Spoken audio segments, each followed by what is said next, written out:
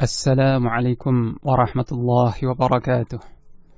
Alhamdulillah wassalatu wassalamu ala Rasulillah wa ala alihi wa sahbihi wa man ittaba'a hudah. Amma ba'd.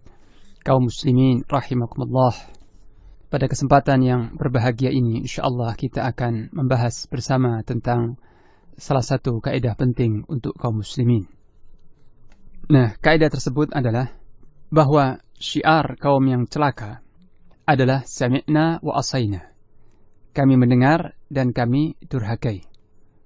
Sebagaimana syiar atau slogan orang-orang yang beruntung adalah sami'na wa ata'na.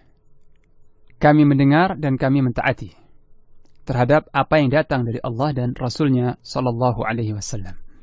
Pendengar yang budiman, terkait dengan sikap sejati seorang mukmin, yaitu ucapan sami'na wa ata'na ini, telah diriwayatkan sebuah hadis yang sahih oleh Imam Muslim dari sahabat Abu Hurairah radhiyallahu anhu.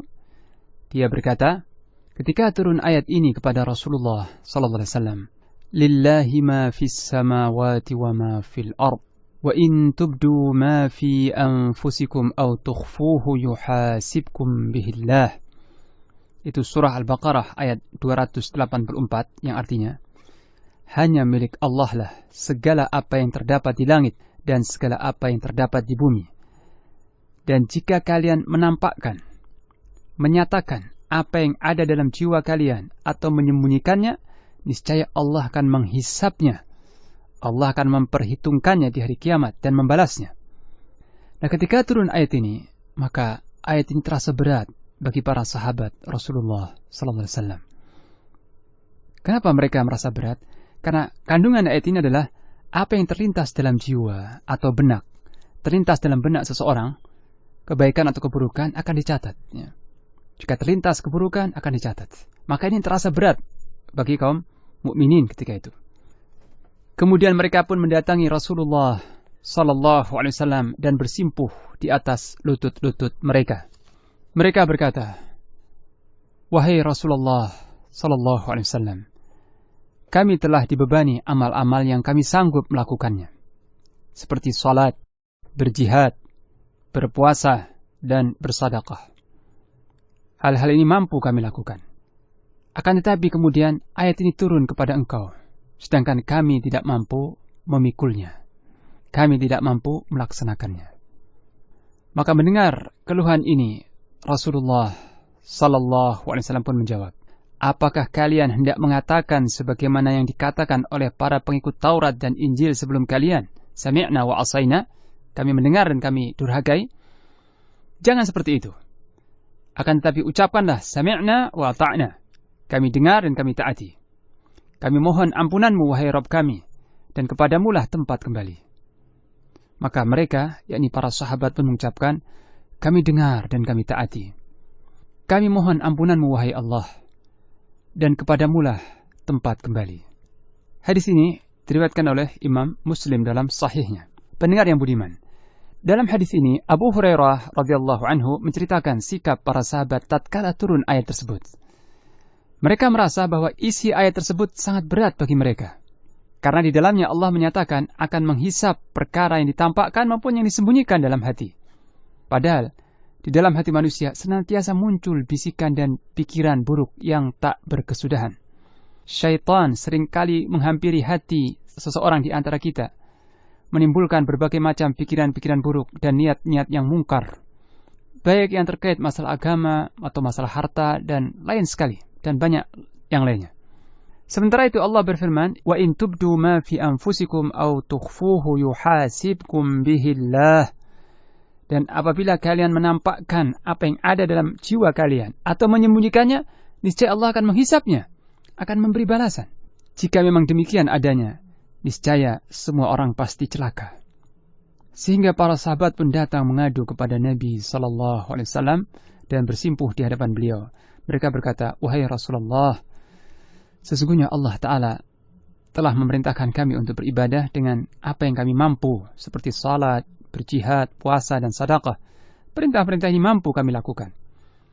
Kami pun salat, kami pun berjihad di jalan Allah, bersedekah dan berpuasa. Namun sekarang kami merasa berat dengan turunnya ayat ini. Perkara ini terasa berat dan sulit untuk dilaksanakan oleh mereka. Tidak ada seorang pun yang sanggup untuk menghalangi isi hatinya atau mengendalikan benaknya supaya lurus dan steril dari keburukan. Tidak ada seorang yang mampu mengendalikan hatinya supaya tidak muncul berbagai pikiran jelek yang jika ini dihisab dan dihukum, maka pastilah manusia akan binasa. Begini pemahaman mereka. Maka Nabi pun SAW bersabda dengan tegas, apakah kalian ingin berkata sebagaimana perkataan pengikut dua kitab sebelum kalian, yaitu kaum Yahudi, pengikut Taurat, dan kaum Nasrani, pengikut Injil? Mereka berkata, sami'na wa asaina, kami dengar dan kami durhakai. Apakah kalian ingin seperti mereka? Kata beliau. Akan tetapi hendaknya kalian berkata, kami dengar dan kami taati. Ampunilah kami, wahai Rabb kami, dan kepadamulah tempat kembali. Pendengar yang budiman, terkait hadis ini, Syekh Muhammad Al-Utsaimin rahimahullah berkata, bahwa apa yang seharusnya dilakukan oleh seorang muslim apabila mendengar perintah yang datang dari Allah dan Rasulnya sallallahu alaihi wasallam adalah mengatakan sami'na wa ata'na, kami mendengar dan kami taati, serta berusaha melaksanakannya sekuat kemampuannya. Karena Allah SWT tidaklah membebankan kepada seorang hambanya kecuali apa yang mampu menurut kemampuan hamba itu.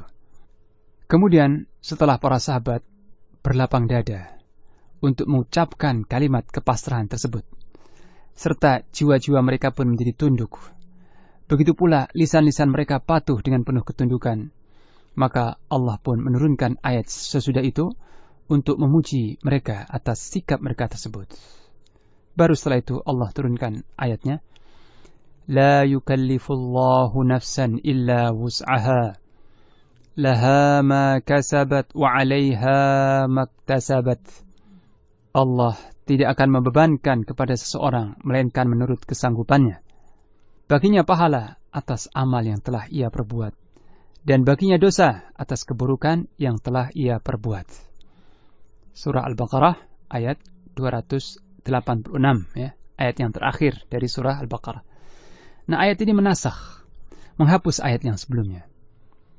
Jika dalam ayat sebelumnya dikatakan bahwa apa saja yang terlintas dalam benak kalian akan dihisab, maka ayat ini menegaskan bahwa pahala dan dosa itu dikaitkan dengan amal yang telah kalian perbuat. Adapun apa yang terlintas dalam benak, dalam pikiran berupa keburukan dan maksiat, tidak akan dibalasi oleh Allah, tidak akan dihisab. Jadi hisab hanya berlaku atas apa yang telah diperbuat, bukan terbetik dalam hati, ya, bukan. Sehingga apa-apa yang berada di luar kesanggupan dan kuasa manusia tidak akan dibebankan Allah kepadanya. Dan munculnya sesuatu yang di luar kendali dan kontrol seorang hamba tidak mengapa. Seperti contohnya bisikan atau was-was yang menyelinap ke dalam hati. Akan tetapi kemudian orang tersebut berusaha untuk menepis dan menolak bisikan tersebut. Maka ini tidak mengapa. Karena hal-hal semacam ini tidak mungkin bisa dihindari. Syekh rahimahullah juga berkata, bahwa sebab itulah Allah SWT tidak akan membebankan kepada manusia sesuatu yang tidak sanggup dikerjakannya. Bahkan, jika seorang hamba tidak sanggup untuk melakukan suatu kewajiban, maka kewajiban itu akan berubah menjadi cara yang lain. Bentuknya akan berubah menjadi bentuk yang lain, yang bisa menggantikan kewajiban yang pertama tadi, apabila ada penggantinya. Atau jika kewajiban tersebut tidak ada penggantinya, maka gugur darinya. Ya, dan ini salah satu kemurahan Allah, kasih sayang Allah kepada hamba-hambanya. Bahwa kewajiban apa saja yang tidak mampu dilakukan oleh seorang hamba, maka di situ akan ada rukhsah atau keringanan. Sebagaimana para ulama usul fikih berkata, idza dhaqal amru ittasa'. Jika urusan itu sempit, maka akan ada kelapangan atau keringanan. Adapun terhadap hal-hal yang berada di luar jangkauan kemampuan manusia, maka doa kita adalah Rabbana wala tuhammilna ma la taqata lana bih. Ya Allah, Rabb kami, janganlah Engkau bebankan kepada kami sesuatu yang tidak sanggup kami pikul. Maka di dalam lanjutan hadis tersebut, yaitu hadis Muslim tadi, Allah menjawab, "Na'am, qad fa'altu." Ya, telah kukabulkan doa kalian, wahai hamba-hambaku. Artinya, Allah tidak akan memikulkan kepada hambanya sesuatu yang tidak sanggup ia laksanakan. Jadi, Dari ayat yang mulia ini kita bisa mengambil pelajaran bahwa Allah Subhanahu wa ta'ala tidak akan memikulkan kepada kita sesuatu yang kita tidak sanggup menanggung atau memikulnya atau melaksanakannya. Dan bahwa Allah Ta'ala tidak akan membebankan melainkan yang sesuai dengan kemampuan hambanya. Adanya was-was atau lintasan-lintasan dalam hati yang muncul, maka itu tidak akan membahayakan selama seorang hamba tidak merasa senang dan tentram dengannya, apalagi kemudian menuruti bisikan tersebut. Pendengar yang budiman, terkait hal ini kita hendaknya meneladani para sahabat Nabi SAW yang mulia. Mereka pun pernah merasa berat untuk menerima suatu ayat. Ayat, bukan hadis. Cobalah kita bayangkan perasaan yang muncul di dalam hati mereka tatkala itu. Beratnya bukan main. Sampai-sampai mereka datang mengadu dan bersimpuh di hadapan baginda Nabi SAW. Dengan jujur mereka sampaikan unek-unek mereka. Namun, apa jawaban Rasulullah SAW? Apakah beliau, Rasulullah SAW, kemudian berusaha mencari-cari keringanan dan mencoba menghibur hati para sahabatnya dengan berkata, sabarlah, pasti Allah akan memberikan keringanan? Tidak, sama sekali tidak. Bahkan keimanan yang kokoh dan menghunjam di dalam dada beliau SAW menuntut beliau untuk bersikap tegas dan berkata, apakah kalian ingin mengatakan sebagaimana ucapan kaum Yahudi dan Nasrani yang berkata, kami mendengar dan kami durhakai? Jangan demikian. Tapi ucapkanlah, kami dengar dan kami taati. Meskipun hal itu terasa berat. Allahu Akbar. Inilah bukti kekuatan iman, wahai pendengar yang budiman. Kekuatan iman Rasulullah SAW yang kemudian berpengaruh kepada keimanan para sahabatnya. Dan inilah syiar atau slogan semboyan orang-orang yang beriman sepanjang masa, yaitu sami'na wa ata'na. Kami mendengar dan kami taati. Terhadap siapa? Terhadap perintah yang datang dari Allah dan Rasulnya SAW. Adapun terhadap perintah yang selain dari Allah dan Rasulnya, maka tidak berlaku sikap ini. Ya. Sikap sami'na wa ta'na hanya berlaku untuk Allah Ta'ala dan Rasulnya SAW. Adapun untuk selain Allah dan Rasulnya, maka setiap perintah kita saring dengan Al-Quran dan Hadis. Jika sesuai dengan Al-Quran dan Hadis, kita laksanakan. Jika tidak, kita tolak. Pendengar yang budiman. Dan lihat juga bagaimana reaksi yang muncul dari para sahabat ketika itu. Mereka langsung memilih untuk tunduk dan patuh. Mereka tidak mendebat atau membantah sabda Nabi SAW tersebut dengan akal dan pikiran mereka. Subhanallah. Jauh sekali perbedaannya antara para sahabat yang mulia dengan sebagian kaum yang hidup di zaman sekarang ini. Sebagian mereka berani membantah sabda Nabi SAW dengan akalnya. Bahkan di antara mereka ada yang membantah ayat Al-Quran dengan pikirannya. Sebagian lagi membantah hukum Allah yang sudah tetap, yang sudah jelas, dengan berdalih kepada kemaslahatan menuntut demikian, kemaslahatan menuntut ini dan itu. Ya. Jadi syariat Allah dikalahkan dengan kemaslahatan versi akal mereka. Padahal siapakah yang paling tahu tentang maslahat dan mudarat? Tentulah Allah dan Rasulnya SAW. Marilah kita ingat perkataan yang bijak dari salah seorang ulama kita, ulama Ahlus Sunnah, itu Imam Abu Ja'far At-Tahawi rahimahullah di dalam kitabnya Al-Aqidah At-Tahawiyah. Al-Aqidah At-Tahawiyah adalah ringkasan atau matan dari Aqidah Ahlus Sunnah yang disusun dengan ringkas dan dengan bahasa yang indah oleh seorang ulama di abad ke-4 Hijriah, yaitu Abu Ja'far At-Tahawi. Dia berkata dalam kitab Aqidah tersebut, Aqidah At-Tahawiyah, bahwa tidak akan pernah kokoh pijakan keislaman seseorang kecuali di atas landasan ketundukan dan taslim atau penyerahan diri. Nah, inilah akidah Ahlussunnah wal Jamaah. Artinya, jika seseorang itu beragama dengan sikap tunduk kepada Allah dan Rasulnya sallallahu alaihi wasallam, taslim dengan semua syariatnya, tidak hendak mengutak-ngatik syariat itu dengan akal dan logikanya, maka dia akan kokoh berislamnya. Beragamanya akan kokoh. Tapi seorang muslim yang suka menggunakan logika untuk mengutak-ngatik, mencermati, menganalisa, menimbang-nimbang hukum Allah dan Rasulnya sallallahu alaihi wasallam, dia mudah tergelincir, tidak kokoh pijakan kakinya. Bahkan kata Islam itu sendiri, kata al-Islam itu sendiri bermakna penyerahan yang total. Islam bermakna kepasrahan, penyerahan secara totalitas terhadap Allah Ta'ala dan Rasulnya sallallahu alaihi wasallam.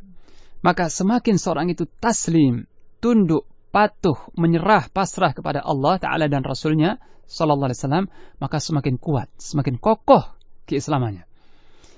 Tetapi semakin seseorang itu kritis, ya, semakin melakukan studi kritis, semakin memberontak jiwanya, semakin memprotes, semakin gusar, dan penuh dengan keberatan dalam hatinya terhadap syariat Allah, maka semakin tergelincir dan semakin longgar serta kendor beragamanya. Dan sekarang kita hidup di zaman yang sikap logika atau kritis ini diagung-agungkan. Berpikir logis, bersikap kritis sangat bagus terhadap sesuatu yang bukan nas Quran atau hadis. Perkataan manusia, perkataan ilmuwan, perkataan ahli hukum, perkataan ahli filsafat harus ditimbang dengan akal sehat dan sikap kritis, harus, wajib. Tapi perkataan Allah Ta'ala dan Rasulnya Sallallahu Alaihi Wasallam harus diterima dengan taslim, kepasrahan yang penuh dengan lapang dada, penyerahan yang total, dan sikap sami'na wa ata'na. Ini adalah kaidah penting dalam beragama. Siapa yang beragamanya dengan memakai kaidah ini, insya Allah dia akan selamat di dunia dan di akhirat. Tapi yang tidak menggunakan kaidah ini, dikhawatirkan dia celaka dan binasa. Lihatlah perkataan Al-Imam Asy-Syafi'i. Imam Asy-Syafi'i rahimahullah berkata dalam satu kalimatnya, aku beriman dengan apa saja yang datang dari Allah, sesuai dengan yang dimaksud atau dikehendaki oleh Allah Ta'ala. Dan aku beriman dengan Rasulullah Muhammad Sallallahu Alaihi Wasallam, dan dengan semua yang datang dari beliau, dengan apa yang dimaksudkan oleh beliau. Ini kepasrahan, sikap taslim kepada Allah dan Rasulnya Sallallahu Alaihi Wasallam. Pendengar yang dirahmati Allah, inilah penjelasan singkat tentang satu kaidah penting dalam beragama, yaitu memiliki semboyan sami'na wa ta'na terhadap setiap perintah yang datang dari Allah dan Rasulnya Sallallahu Alaihi Wasallam. Semoga Allah SWT melapangkan dada-dada kita untuk menerima semua yang datang dari Allah dan Rasulnya Sallallahu Alaihi Wasallam. Kita bersikap taslim, pasrahan total, dan bersikap sami'na wa ta'na terhadap Allah dan Rasulnya Sallallahu Alaihi Wasallam. Dan mudah-mudahan Allah menggolongkan kita semua termasuk orang-orang yang al-muflihun, yang beruntung di dunia dan di akhirat. Amin. Wa sallallahu ala nabiyyina Muhammad wa ala alihi wa sahbihi wa sallam.